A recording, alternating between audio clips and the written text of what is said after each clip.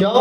वो ब्रजवासी आपसे इतना प्रेम करते हैं और तुम इतने निर्दयी हो, इतने पास में रह करके भी उन्हें ब्रजवासियों से मिलने नहीं गए।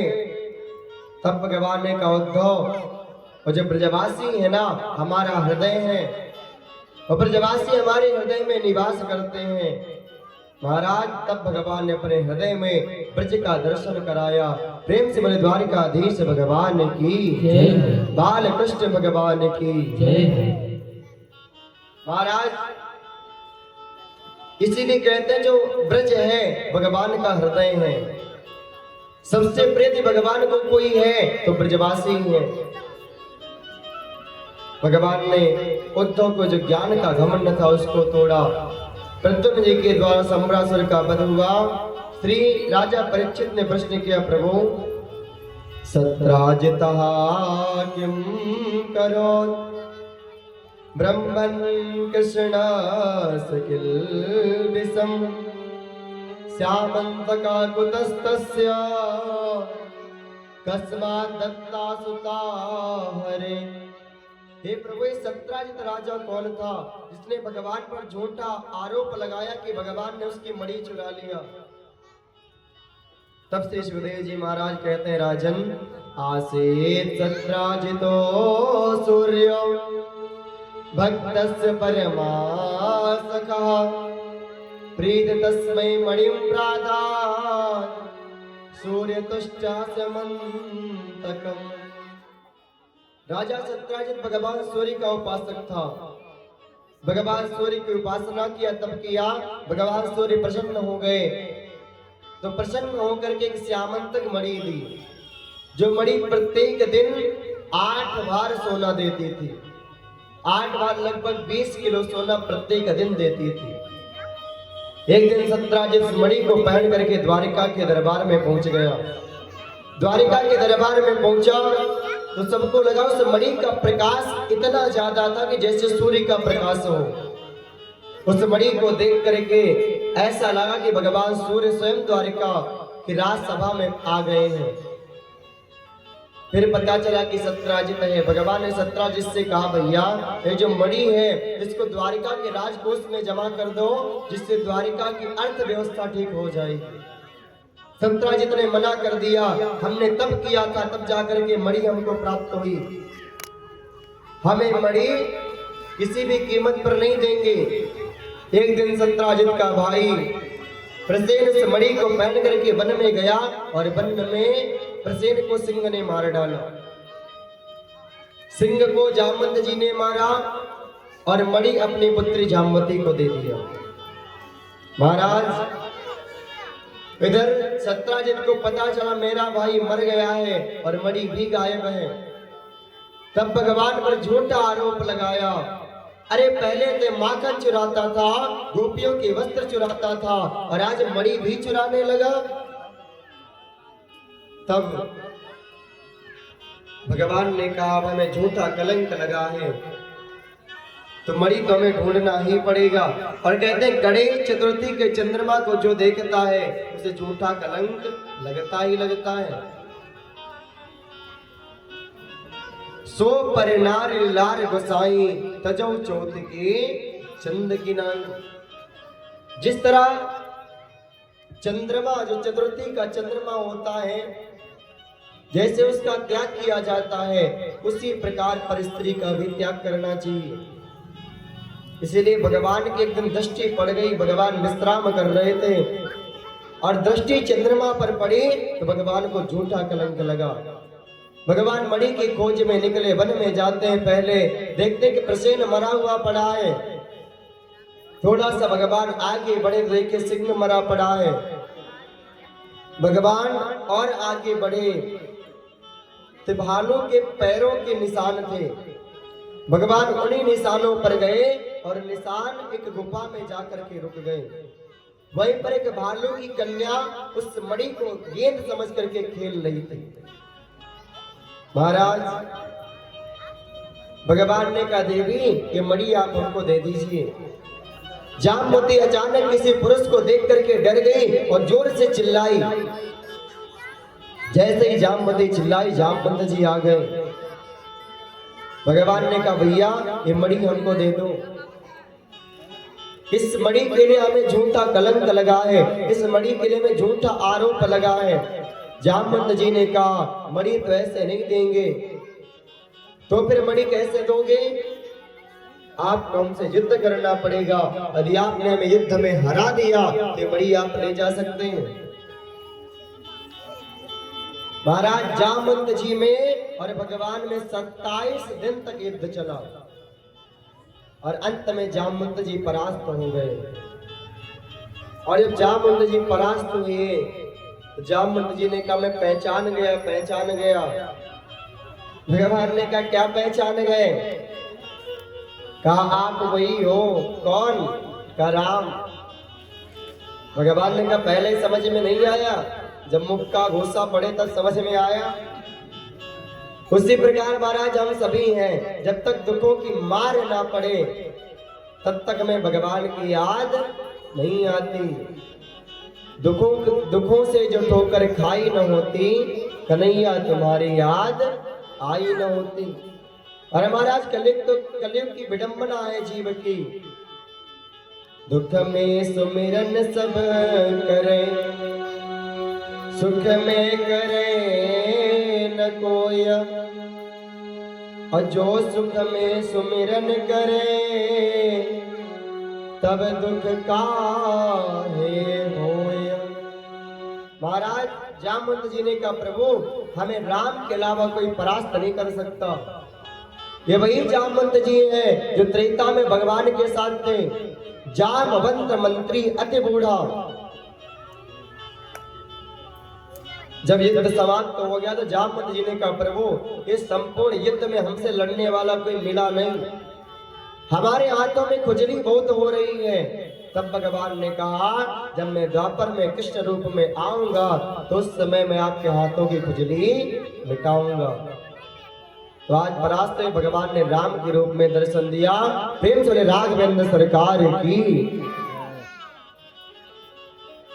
जामवंत जी ने कहा प्रभु मणि तो ऐसे मिलेगी नहीं। क्यों?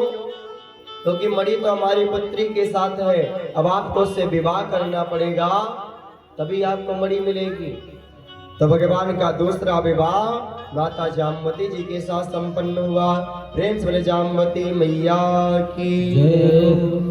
महाराज भगवान जामवती मैया को लेकर के द्वारिका पहुंचे और द्वारिका में माता रुक्मिणी ने देखा का प्रभु ये कौन है?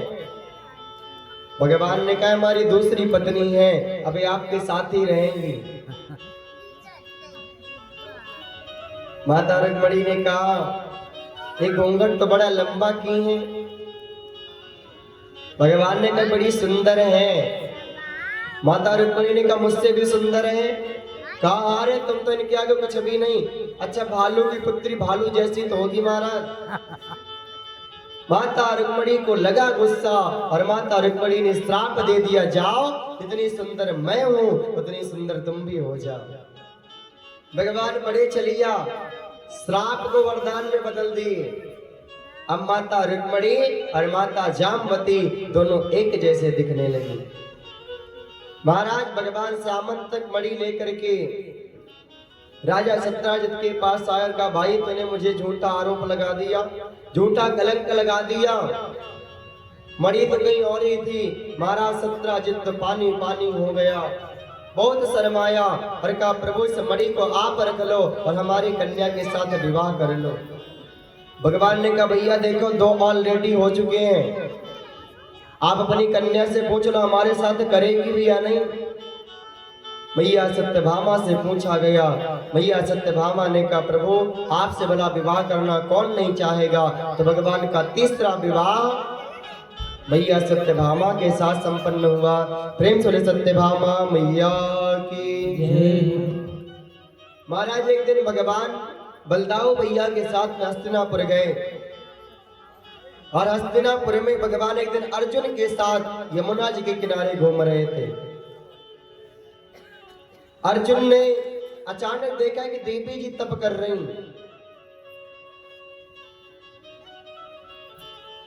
भगवान से कहा प्रभु ये कौन है? भगवान ने कहा स्वयं जाकर के पूछ लो।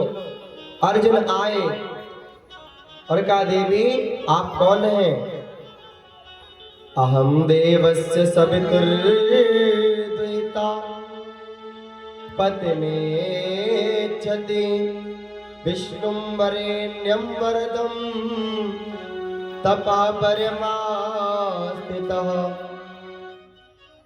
महाराज मैं सूर्य की पुत्री और शनि की बहन हूँ और मैं विष्णु को कृष्ण को वर के रूप में पाने के लिए तप कर रही हूँ। अर्जुन ने अपना माथा पकड़ लिया, हे भगवान 3 शादी तो हो चुकी हैं और चौथी देवी जब तप कर रही हैं, क्या मैं वही वर के रूप में मिले? अर्जुन भगवान के पास गए। भगवान ने कहा क्या हुआ? अर्जुन ने कहा पूछो मत, 3 शादी तो आपकी हो चुकी हैं और चौथी देवी जी तप कर रही। कहते आप ही पति के रूप में चाहिए, नहीं तो मर जाएंगी। महाराज भगवान ने कहा अर्जुन तुम कहो तो ना करो।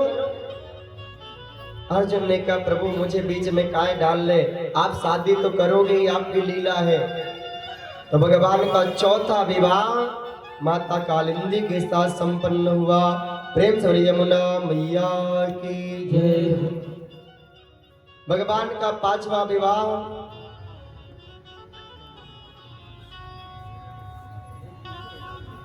मित्रवृंदा के साथ संपन्न हुआ। भगवान का 6वां विवाह सत्या के साथ और भगवान का 7वां विवाह भद्रा के साथ और भगवान का 8वां विवाह लक्ष्मणा के साथ संपन्न हुआ। जो सत्या है एक कौशल देश के राजा नग्नजित की पुत्री थी। राजा ने प्रतिज्ञा किया था कि जो कोई 7 बैलों को एक साथ नाथ देगा उसी के साथ मैं अपनी कन्या का विवाह करूंगा। भगवान आए और भगवान ने 7 रूप बनाए और एक ही साथ 7 बैलों को नाथा और सत्या से विवाह संपन्न किया। मित्रविंदा ये अवंती देश के राजा बिंद और अरविंद की बहन थी, जिसे भगवान स्वयंवर से बलपूर्वक जीत करके ले आए थे। भद्रा कैके देश में उत्पन्न दृष्टकेतु की पुत्री थी, यानी भगवान की बुआ सुध कीर्ति की पुत्री थी। और भद्रा के भाई संत दर्शन ने इन्हें श्री कृष्ण को स्वयं दे दिया था। लक्ष्मणा मध्य देश के राजा बृहस्पति की पुत्री थी। इन्हें भगवान स्वयंवर में मत्स्य भेदन करके स्वयंवर में जीत करके लाए और विवाह संपन्न किया। भगवान के टोटल विवाह हो गए कितने? 8। कितने? 8। पहला विवाह हुआ रुक्मिणी मैया के साथ, दूसरा विवाह जामवती के साथ, तीसरा विवाह सत्यभामा के साथ, चौथा विवाह यमुना मैया के साथ, 5वां विवाह मित्रवृंदा के साथ, 6वां विवाह सत्या के साथ, 7वां विवाह भद्रा के साथ और 8वां विवाह लक्ष्मणा के साथ संपन्न हुआ। प्रेम से बोले द्वारिकाधीश भगवान की जय। महाराज एक भौमासुर नामक दैत्य था जिसने 16,100 कन्याओं को बंदी बना करके रखा था और वह चाहता था कि जब 16,108 हो जाएंगी तो मैं 16,108 कन्याओं से विवाह करूंगा। एक दिन भगवान सत्यभामा के साथ गरुड़ पर बैठ करके आए। रास्ते में मुर नामक दैत्य मिला और भगवान ने मुर का गोविंदाय नमो नमः मुर को मारा तो भगवान का नाम पड़ा मुरारी। प्रेम से मुरारी भगवान की जय हो।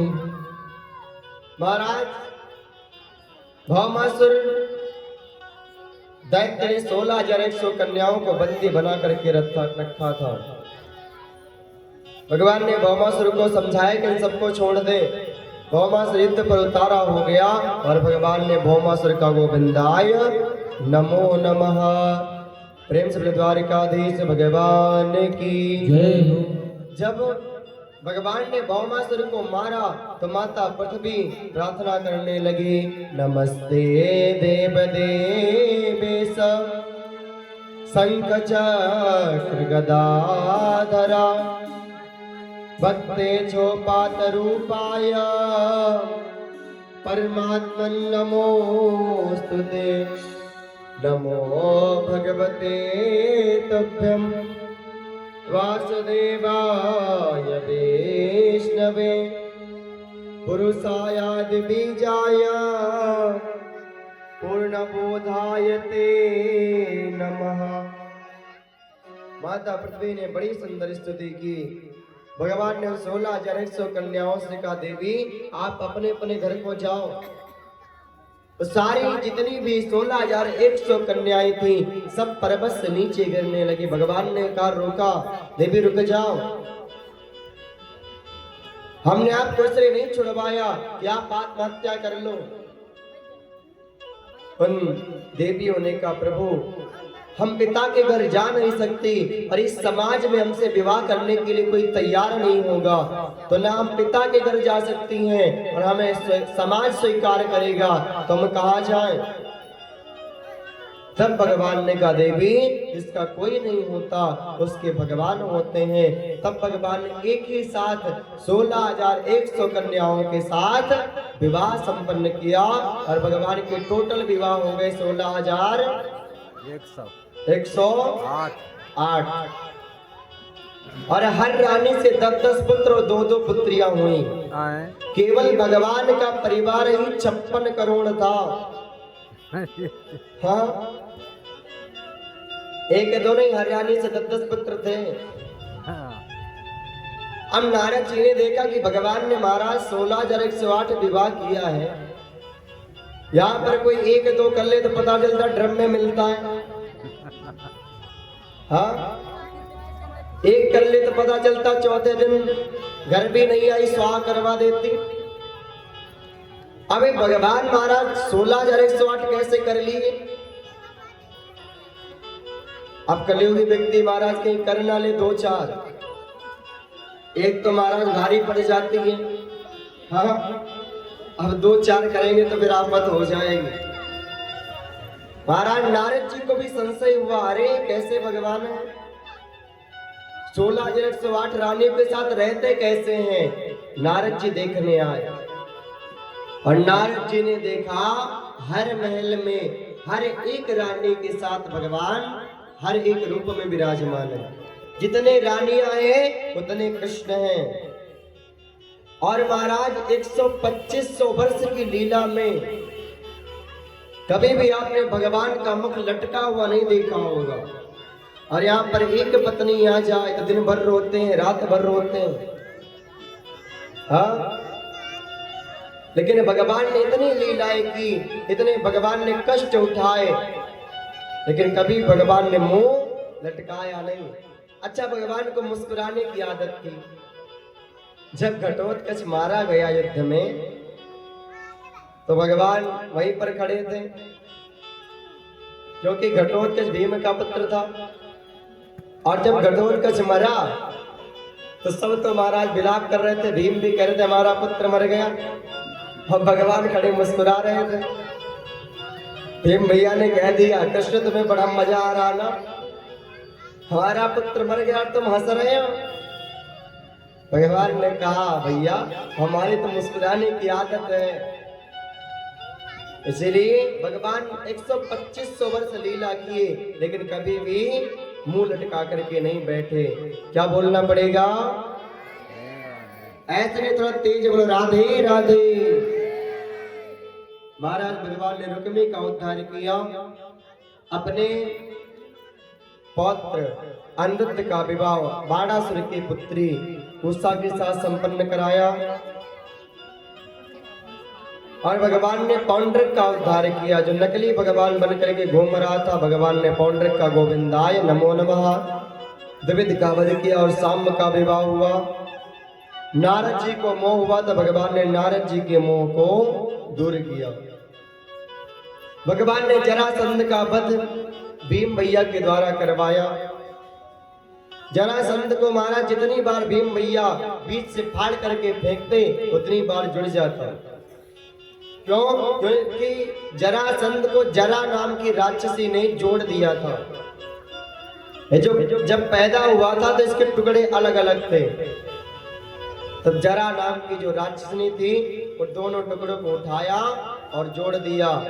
इसलिए जरा ने जोड़ा और संधि कर दी, इसलिए इसका नाम जरासंध पड़ा। अब जितनी बार भीम भैया बीच से फाड़े उतनी बार फिर जुड़ जाए और रोज पिट करके आ जाए। भीम भैया ने कहा कृष्ण अब बस करो, रोज हम पिट करके आ रहे तुम वहीं पर देखते रहते हो। भगवान ने कहा तुम वहां पर युद्ध करने तो जाते हो लेकिन मेरी तरफ देखते नहीं। अब की बार जब युद्ध करने जाना तो एक बार मेरी तरफ नजर उठा करके देखना। अब की बार महाराज भीम भैया युद्ध तो कर रहे थे लेकिन नजर भगवान के ऊपर थी और जैसे ही भगवान की तरफ देखे भगवान एक तिनका उठाया, तिनके को बीच से फाड़ा, इधर वाला इधर फेंका और इधर वाला इधर फेंका और जरासंध का गोविंदाय नमो नमः। महाराज हम कार्य को करें तो भगवान को सौंप करके, भगवान को देख करके प्रभु आपका कार्य है, आप जानना कैसे संभालना है आप जानो, क्योंकि हम तो एक निमित्त हैं, करने कराने वाले आप हो। और भगवान से ये कहो कि हे प्रभु और मेरा आपकी कृपा से, और प्रभु मेरा आपकी कृपा से सब काम हो रहा है। मेरा आपकी कृपा से सब काम हो रहा है। मेरा आपकी कृपा से सब काम हो रहा है। करते हो तुम कन्हैया, करते हो तुम कन्हैया, मेरा नाम हो रहा है। मेरा आपकी कृपा से सब काम हो रहा है। मेरा आपकी कृपा से सब काम हो रहा है। करते हो तुम कन्हैया, करते हो तुम कन्हैया,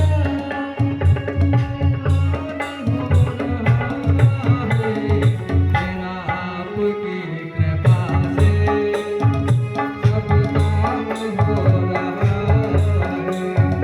मेरा आपकी कृपा से सब काम हो रहा है।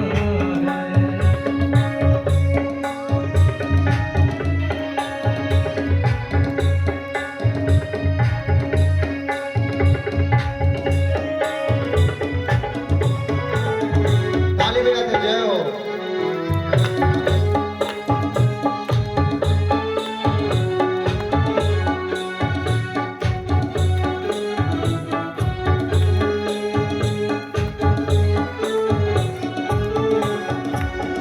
पतवार के बिना ही तेरी नाव चल रही है। पतवार के बिना ही तेरी नाव चल रही है। हैरान है जमाना, मंजिल भी मिल रही है। हैरान है जमाना, मंजिल भी मिल रही है। हैरान है जमाना, मंजिल भी मिल रही है। हैरान है जमाना, मंजिल भी मिल रही है। करता नहीं मैं कुछ भी